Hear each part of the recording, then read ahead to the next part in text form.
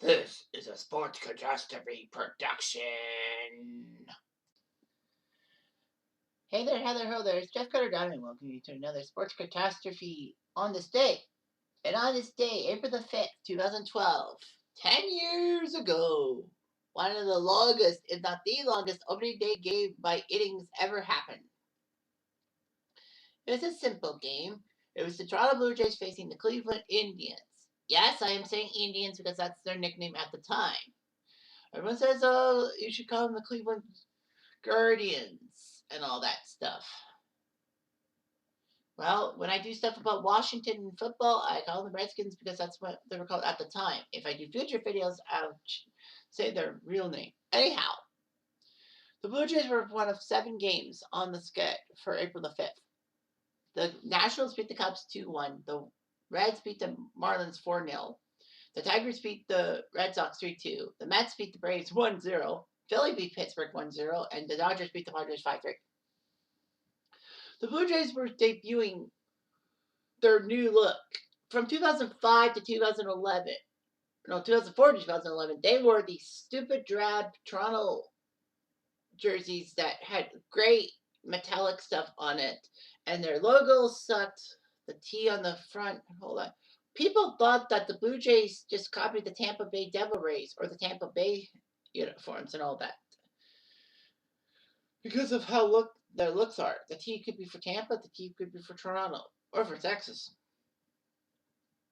People didn't like that new look. So the Blue Jays went back a little bit retro to the early days from 1977 to 1996 when they had the Blue Jay head, but they made it much more cooler. They put the maple leaf more into focus. It made the Blue Jay more modernized.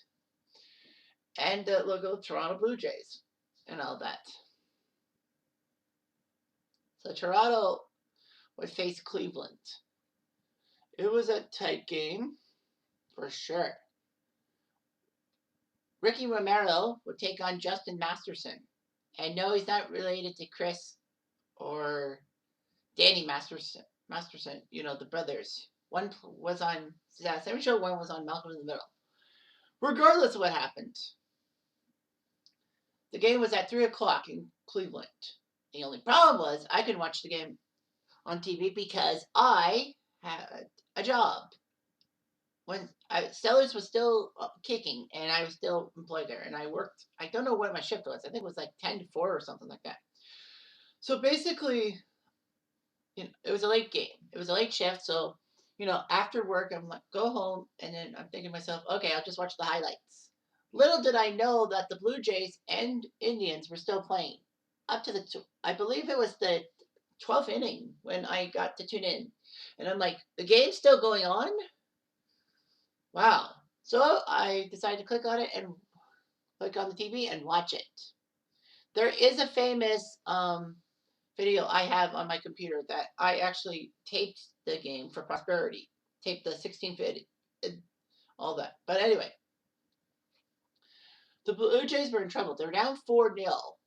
Casey Kochman got an RBI ground out, and Jack Hanrahan. Hey, Hanrahan, your wife's a bleep. Slap shot thing. But anyway, Hanrahan hit a 3-run home run to score him, Shelley Duncan, and Jason Kipnis. Remember Shelley Duncan? Yeah, I didn't. Indians were up 4-0. Ricky Romero looked terrible. But the Blue Jays chipped away at that lead. In the 4th inning, Jose Bautista did a Bautista bomb to left field off of Masterson to make it 4-1. It was 4-1 until the top of the 9th. Chris Perez, who was known for his decent closing abilities, was going to ruin the Blue Jays' day. Escobar, who would later go on to be stupid and put a Spanish insult on his eye black in September, hit an RBI, hit a single. Kelly Johnson, remember him? I don't. He hit a single too. And then Jose to get Escobar the third. So runners on the corners. Jose Bautista flies out. Sack fly, 1 out. Blue Jays are only down 4-2. Adam Lind walks. Then they put the great Rajai Davis to pinch run for Adam Lind Chocolate. And then Edwin put up a huge double on a 3-1 pitch to score both Johnson and Davis. So tie game. Indians fans were pissed. Despite that, he got out of the inning. Francisco Cordero, I forgot he played for the Blue Jays, would pitch. There was a runner on third for the Indians to score, but Casey Kochman and Jason Kipnis both grounded out, so problem avoided. Problem averted. The Blue Jays and Indians would go through it. In the 12th inning, the bases were juiced for Rajai Davis, but he hit a fly ball. The only problem was it was 2 outs, so they couldn't score off Tony Sipp. The Indians put runners on the corners, and so Omar Vizquel came into the game. The legendary Cleveland shortstop, now playing for the Blue Jays, would come in and play left field, but they made a 5-man infield, if you will.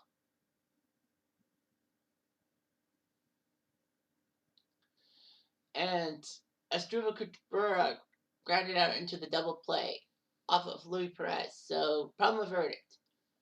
Blue Jays went down quietly in their half of the 12th.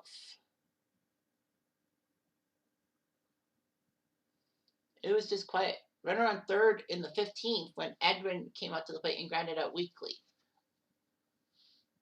So it was still 4-4 headed to the top of the 16th. And I'm thinking to myself, this game will never end.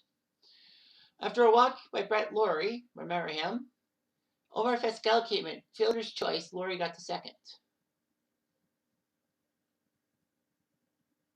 But Asasio fucked up the play. So runners on the first and second. Now, hopefully this doesn't get copyrighted. I think it won't if I do it right. But let me get the audio of this and my immediate reaction.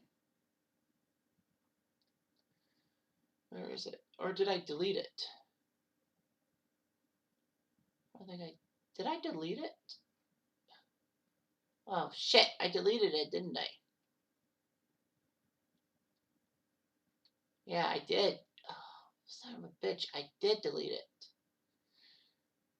because it was opening day 2012. Yeah, I deleted it. Oh well. Anyway, JP Arencibia came up. He was known for his clutch home run hitting power, and he decided to bunt to advance the runners over so that Colby Rasmus would do his job. But he popped up the bunt foul, and it was a strike, 1-2. So now Arencibia couldn't go for the bunt because obviously if you bunt third bunt foul, 3 strikes, you're out. So he decided to swing away, and he took Gerald Asasio deep to left, and amazingly, I was just shocked at that game. JP Arencibia made it 7-4 for the Blue Jays. It was like amazing, and I can't forget Buck Martinez's call. Who needs to bunt? So anyway, the Indians were dead in the water.